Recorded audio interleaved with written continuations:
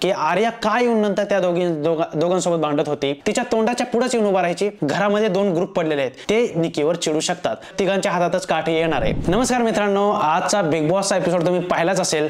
तर या बिग बॉसच्या एपिसोडमध्ये ऍक्च्युली आपल्याला असं जास्त काही पाहायला मिळालं नाही, वेगळा काही ड्रामा वगैरे.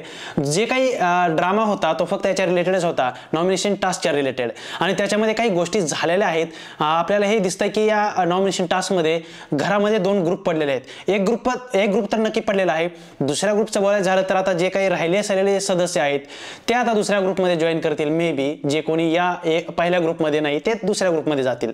पण एक ग्रुप तर नक्की पडलेला आहे, त्याच्याविषयी आपण बोलणार आहोत. त्याच्यानंतर आर्याचं जे सुरुवातीला झालेलं आहे, आर्याला म्हणजे ती रडतीये. कालपासून बघितलं तुम्ही असेल की काल पण रडली होती, आज पण अजून रडली, आणि तिचा काय नेमका मुद्दा काय आहे ते पण आपण डिस्कस करणार आहोत. आणि याच्यानंतर जे कोणी नॉमिनेट झालेले आहेत ते सदस्य कोण आहेत, तर एका ग्रुपमधला एकही सदस्य नाही जवळपास. जर म्हणजे डीपी दादा सोडले तर बाकी जे सॉफ्ट टार्गेट आहेत किंवा ज्यांच्याशी जमत नाहीये ते सगळे सदस्य आहेत नॉमिनेशनमध्ये आलेले.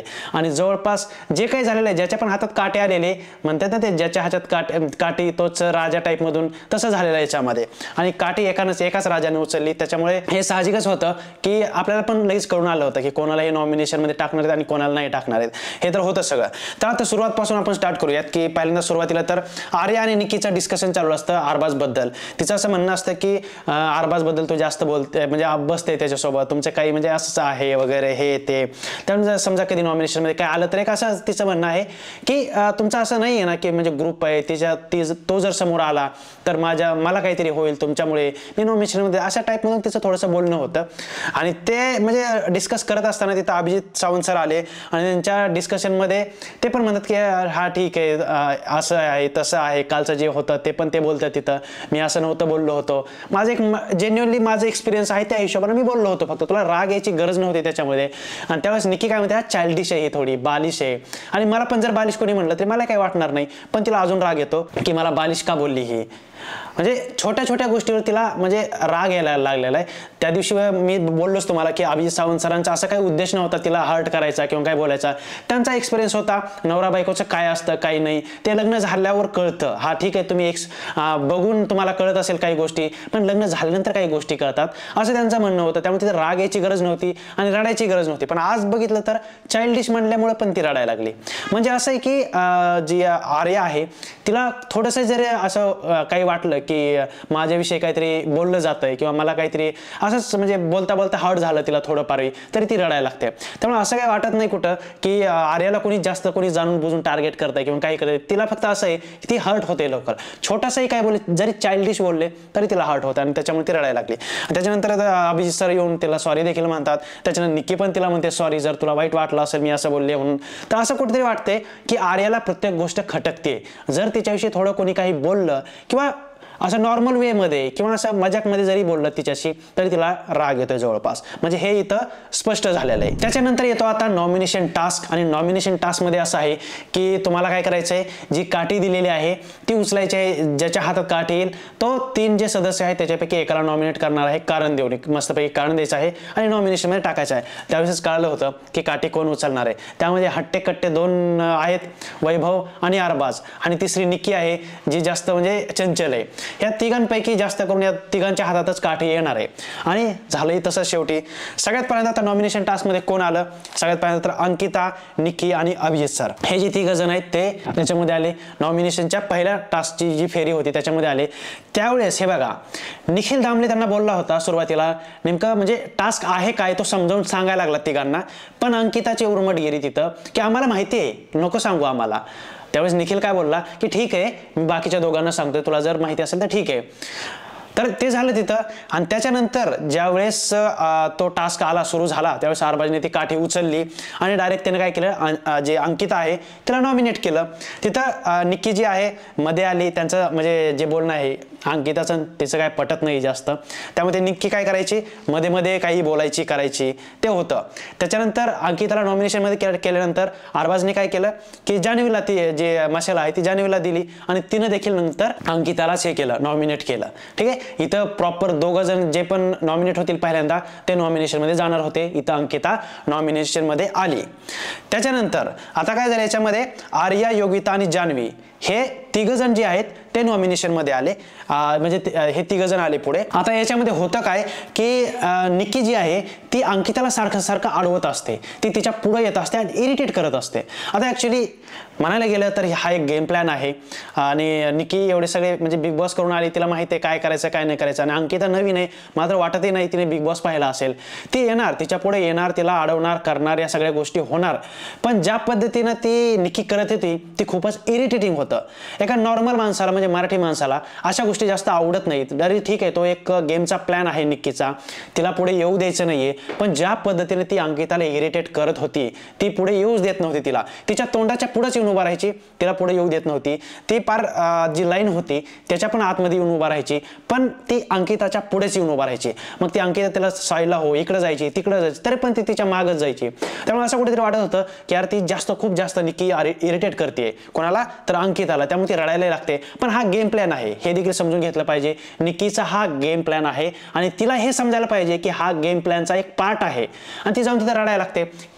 काही गरज नव्हती रडायची, हा एक गेम प्लॅन आहे, तिला माहिती नाही. नंतर डीपी दादा तिथे जातात, तिला समजावतात की हा एक गेमचा प्लॅन असतो, त्यामुळे तू रडू नको, हे होणार आहे आणि बिग बॉसच्या घरामध्ये हे होतं हे तुला माहित असलं पाहिजे. त्यामुळे ठीक आहे, तिथं निक्कीचा हा गेम प्लॅन होता, ती रडली. पण कुठेतरी असं एक चित्र गेलं की प्रत्येक वेळेस जी निक्की आहे ती फक्त अंकिताला अडवत होती, दुसऱ्या कोणाला अडवत नव्हती. त्यामुळे जे अंकिताचे फॅन आहेत, मे बी अंकिताचे जे फॅन आहेत ते निक्कीवर चिडू शकतात. पण गेमचा हा एक पार्ट असल्यामुळे एवढं जास्त काही हा प्रॉब्लेमॅटिक पार्ट नव्हता. त्याच्यानंतर काय होतं की अरबाज, हो आता हे तिघ जण आले, आर्या, योगिता आणि जान्हवी. तिथंही अरबाज धट्टाकट्टा माणूस, तोच काठी उचलतो आणि तिथं जाऊन तो योगिताला नॉमिनेट करतो. बाकीच्या ज्या दोघी जण आहेत आर्या आणि जान्हवी, या दोघींना तो नॉमिनेट करत नाही, कारण त्यांचं ऑलरेडी ठरलेलं असतं की आपल्याला योगिताला नॉमिनेट करायचं आहे. त्या तिघांचा ग्रुप आल्यानंतर त्याच्यानंतर तो काय करतो, वैभवकडे देतो त्याची जी मशाल आहे. वैभव देखील सेम योगिताला नॉमिनेट करतो. आता असं झालंय की वैभव जो आहे तो अरबाजच्या अंडर खेळायला लागलाय. जो अरबाज बोलेल ती पूर्व दिशा, म्हणजे आता बघायला गेलं तुम्ही तर जसं की जे निर्णय अरबाज घेतोय तो सेम निर्णय वैभव होते. अरबाज कुठेतरी दिसतोय स्क्रीनमध्ये आपल्याला दिसतोय, पण वैभव कुठेही दिसत नाहीये, तो त्याच्या अंडर खेळायला लागलाय असं वाटायला लागलंय खरं बघायला गेलं तर. आता या टास्कमध्ये काय होतं की म्हणजे सांगायचं काय होतं की कोणाला म्हणजे स्वतःचं हे नाहीये, कोणाच्या तरी अंडर येऊन खेळत आहेत, स्वतःचं म्हणजे हे घेता येत नाही. एक असतं ना काय म्हणतात त्याला, स्वतःचा डिसिजन असेल किंवा स्वतःच्या हिशोबाने स्वतःच्या हिमतीवर कोणी खेळत नाहीये, दुसऱ्याच्या आड येऊन कोणीतरी खेळत आहे असं होतं. तर खरं बघायला गेलं तर वैभव हा जो आहे तो अरबाजच्या अंडर खेळतोय असं मला वाटतं. कुठेतरी अरबाज जो आहे तो कुठेही दिसतोय, सगळीकडे दिसतोय, पण वैभव मात्र कुठेही दिसत नाहीये, तो पूर्ण याच्या अंडर दबलेला आहे. आणि काय होतं ना, हे गोष्टी आपल्याला दिसून येत आहेत जर तुम्ही पुढे जर अजून बघितलं तर. आणि अजून एक इथं मुद्दा काय होतो की ज्यावेळेस योगिताला नॉमिनेट केलं जातं त्यावेळेस आर्याचा काय मुद्दा आहे तो मला कळालं नाही तिथे ऍक्च्युली, की आर्या काय येऊन नंतर त्या दोघांसोबत भांडत होती आपल्या अरबाज आणि वैभव सोबत. ते देखील तिथं म्हणतायत की हा भांडू नको, करू नको, तो आमच्या टीममध्ये अशा टाईप ते सांगत होते. नंतर सगळ्यासोबत त्यांना बोलायचं नव्हतं, त्यामुळे ते आत घेऊन जातात तिला आणि तिला सांगतात आपल्याला योगिताला हे करायचं होतं, नॉमिनेट करायचं होतं, हे सगळ्यांना माहीत होईल त्यामुळे आम्ही तुला आतमध्ये बोलवलंय. आता माहीत नाही की हिचं नेमकं चालू काय, कशासाठी काय, म्हणजे हिला काय म्हणायचं होतं ते काही कळायला काय मुद्दाच नव्हता, कारण त्याच्यामध्ये बिग बॉसने जास्त काही दाखवलं नाही, डायरेक्ट भांडणं दाखवली, त्यामुळे एवढं जास्त काही कळालेलं नाही तिचं नेमकं म्हणणं काय होतं ते. त्याच्यानंतर काय होतं, अरबाज, वर्षा आणि छोटा पुढारी हे तिघजण नॉमिनेशनसाठी पुढे येतात. इथं आता काय होतं, फक्त अरबाजच्या ऐवजी वैभव घेतात. तिथं पण अरबाजनेच उचलली होती काठी, पण वैभवच्या हातात पण असल्यामुळे त्यानं सोडून दिली की चला कोणाला तरी एकाला वेगळ्या जो कोणी कॉन्टेस्टंट आहे त्याच्या हातात जाईल, तो आपल्या ग्रुपचा आहे त्यामुळे त्यानं सोडून दिलं. नाहीतर हा तसं करत नाही, हा डायरेक्ट उचलतं. तिथं पाहिलं असेल तुम्ही एका टास्कमध्ये डायरेक्ट डीपीला त्यानं असं ओढलं होतं, डीपी दादा डायरेक्ट ते याच्यावर जाऊन पडले, ते जो जिथं काठी ठेवली तिथं जाऊन पडले. तो सोडत नाही सहसा, पण तिथं वैभवच्या वेळेस त्यानं सोडलं कारण त्याला माहिती होतं की हा आपल्याच टीमचा प्लेअर आहे, त्यामुळे काही प्रॉब्लेम नाहीये, हा गेला तरी आपलं जे आहे ते काम होणार आहे. त्यामुळे त्याने तिथं ते सोडून दिलं. आणि त्याच्यानंतर वैभवने जे नाव घेतलं ॲज युज्युअल, निक्कीचं वर्षाताईंसोबत जमत नाहीये आणि ते त्यांचं जे आहे चाललं सगळ्यांना माहिती आहे, एकदम 36चा आकडा आहे त्यांच्यामध्ये. आणि त्याच्यामुळे काय केलं, वैभवने वर्षाताईंना नॉमिनेट केला. त्याच्यानंतर वैभवने जी त्याची मशाला आहे ती निक्कीकडे दिली आणि सगळ्यांना माहिती आहे निक्की कोणाला नॉमिनेट करा. आणि निक्कीने जो ड्रामा केलाय तिथं, जी काही बोलली काळ्या मनाची, कुठं काय म्हणजे अजून काय बोलली ते म्हणजे आठवत पण नाही, एवढं काही बोलून गेली ती. आणि ऍक्च्युली जे निक्की आहे ते खूप इरिटेट करते आणि वर्षाताई खूप इरिटेट होत आहेत. वर्षाताईने तिथे तिला भाव नाही दिला पाहिजे, म्हणजे कुठेतरी जाऊन ती गप्प बसेल. पण वर्षाताई देखील त्याला एक असा हे देत आहेत की तू बोल माझ्याविषयी, मी पण काहीतरी बोलते, ती पण काहीतरी बोलेल. आणि वर्षाताईंचे मुद्दे म्हणजे काय, त्यांचे पण वेगळेच काहीतरी मुद्दे असतात. त्याच्यामुळे कुठेतरी असं वाटतं की दोघी इरिटेट करतायत. आता कुठेतरी जर तुम्ही शांत बसला किंवा तुम्ही जर लॉजिकल काही मुद्दे मांडले तर ठीक वाटतं. आणि याच्यामध्ये लॉजिकल मुद्दा मांडला तो म्हणजे आपले पुरुषोत्तम दादांनी.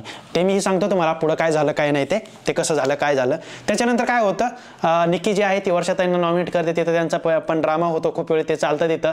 आणि नंतर ते नॉमिनेट करते वर्षाताईंना. त्याच्यानंतर वैभव, निखिल आणि पुरुषोत्तम दादा हे तिघेजण जे आहेत ते पुढे येतात. आणि त्याच्यामध्ये ॲज युजल जो आपला वारबाज आहे तोच काठी उचलतो, कारण तो एवढा मोठा आहे, एवढी हाईट आहे त्याची. त्याचा हात फक्त असा जरी केला ना तरी तो डायरेक्ट काठी पकडतोय. एवढी हाईट आहे त्याची आणि धष्टपुष्ट असल्यामुळे तो कोणालाही कुठं तिथं हेच होऊ देत नाहीये.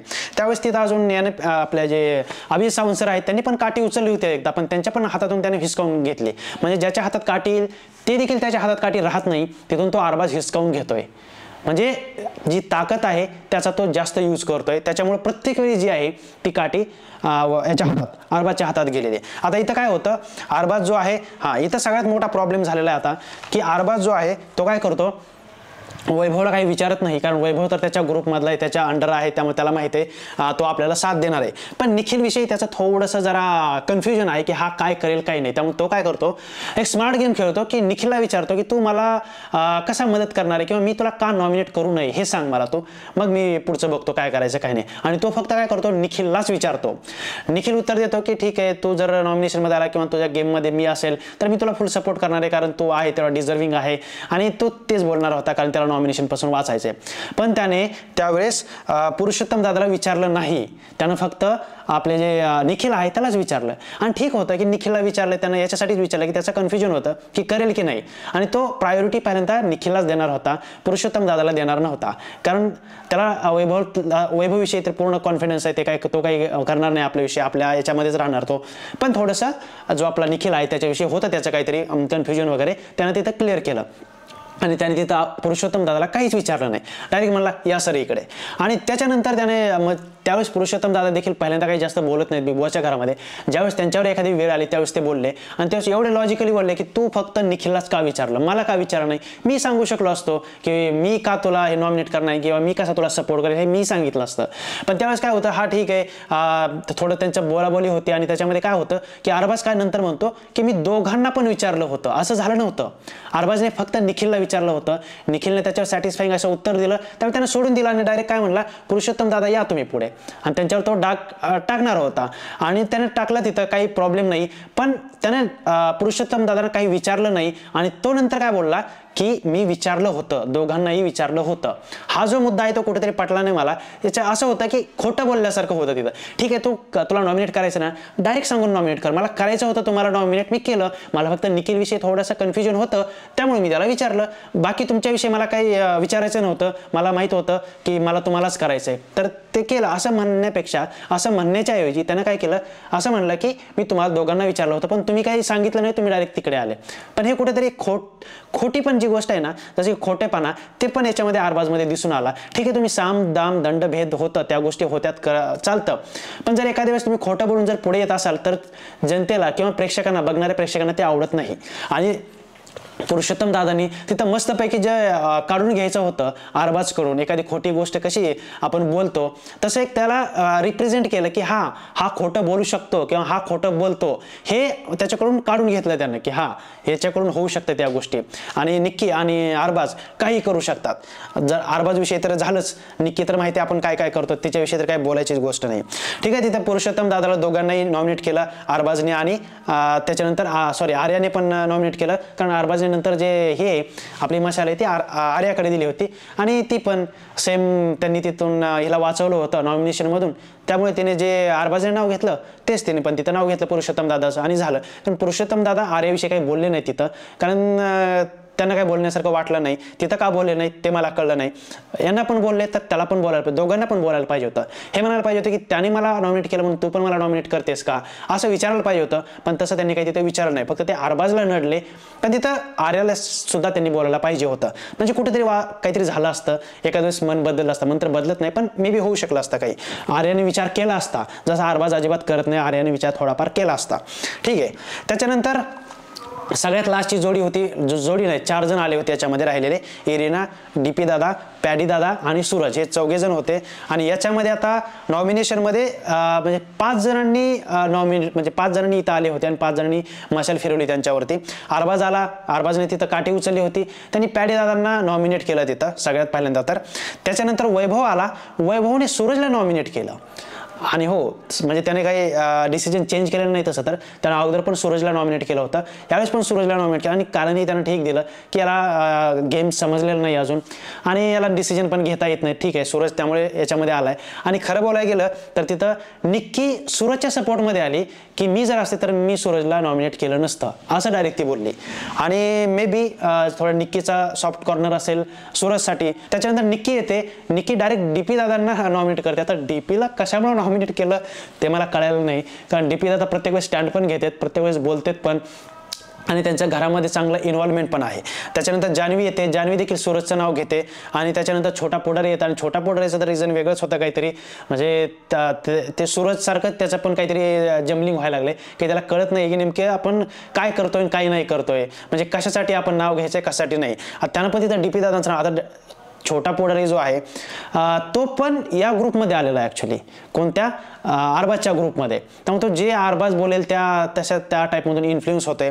आता इथे जर निक्कीने तुम्ही पाहिलं असेल तर निक्कीने डीपी दादांना नॉमिनेट केलं होतं, त्याच्यामुळे कुठेतरी छोटा पोडारीने देखील डीपीला नॉमिनेट केलेलं आहे. म्हणजे त्या ग्रुपमध्ये जाण्यासाठी किंवा त्या ग्रुपचा एक पार्ट असल्यामुळे असं त्याला वाटत असेल की आपण त्या ग्रुपचा पार्ट आहे, त्यामुळे त्याने डीपी दादांना तिथं नॉमिनेट केलेलं आहे असं मला वाटतंय.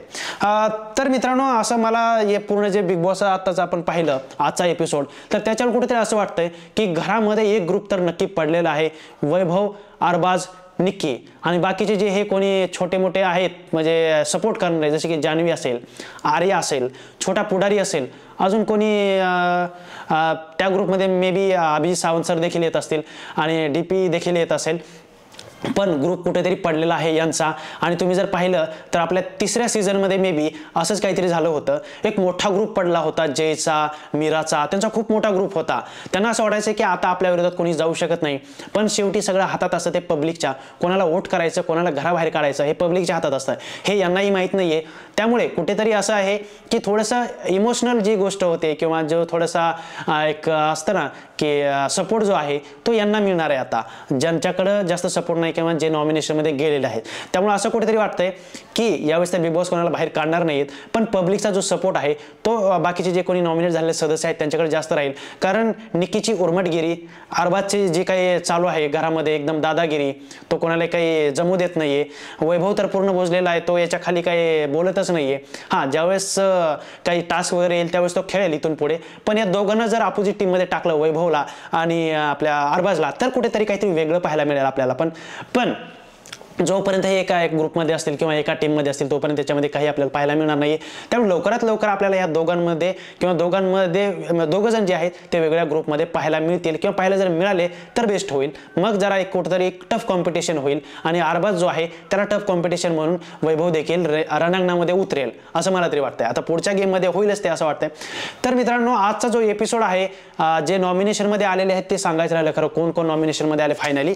तर फायनली जे नॉमिनेशनमध्ये आले ते अंकिता आहे, योगिता आहे, वर्षा ताई आहेत, त्याच्यानंतर पुरुषोत्तम दादा आहेत आणि सूरज आणि डीपी दादा, हे 6 जण आहेत. तर हे 6 जण जे आहेत नॉमिनेशनमध्ये आलेले आहेत, पण कोणी घराबाहेर जाणार नाही असं मला वाटतंय, कारण हा पहिला वीक आहे, पहिल्या वीकमध्ये कोणी घराबाहेर जात नाही. तर मित्रांनो, या संपूर्ण प्रकरणावर किंवा या संपूर्ण जे काही घरामध्ये घडलेलं आहे, अंकिताचं प्रकरण असो, निक्कीचं प्रकरण असो, वर्षाताईचं असो किंवा अरबाजची दादागिरी असो, या संपूर्ण प्रकरणावर आणि कुठेतरी वैभव हे जे आहेत ते याच्या खाली अंडर खेळत आहेत, या संपूर्ण जे आज काही घडलेलं आहे त्यावर तुमचं जे काही मत असेल तर ते तुम्ही कमेंट करून नक्की सांगू शकता. तर जर व्हिडिओ आवडला तर व्हिडिओला नक्की लाईक करा आणि आपल्या चॅनल देखील नक्की सबस्क्राईब करा.